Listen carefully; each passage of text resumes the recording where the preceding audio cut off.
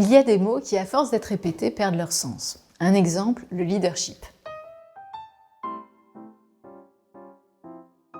Les formations qu'il inculque n'en finissent pas de fleurir. Elles promettent toutes la même chose, vous apprendre à incarner une posture managériale, à gagner en charisme, à activer les leviers du leadership. Quoi de plus généreux? Là encore, ne serait-ce pas ce que j'appelle une vertu dangereuse, c'est-à-dire un bon sentiment qui se retourne en écueil. Une vertu qui chavire en vice. Car on ne devient pas charismatique en suivant une méthode comportementale.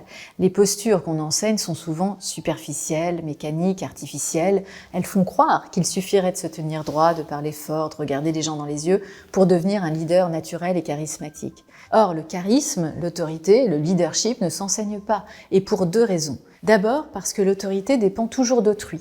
On peut apprendre toutes les techniques du monde, si les autres ne nous reconnaissent aucune autorité, nous n'en aurons jamais. L'autorité ne s'impose pas, elle se reçoit. Elle repose sur un jugement extérieur qu'aucune formation ne peut garantir. Deuxièmement, parce que l'autorité est singulière. Ces formations veulent tout standardiser, un kit de comportement, une recette de gestes et de mots censés convenir à tout le monde et donc à personne.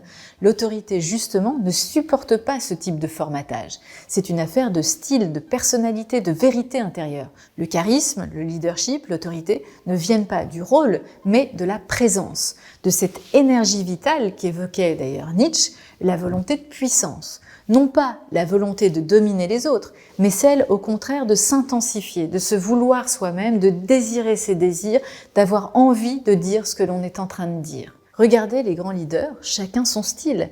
Quoi de commun entre Elon Musk, Steve Jobs, Tim Cook, Nicolas Sarkozy, Donald Trump, François Hollande ou encore Emmanuel Macron? Rien de commun entre eux, sinon une chose, une cohérence intérieure. Leur charisme vient de leur singularité assumée et non d'un protocole appris.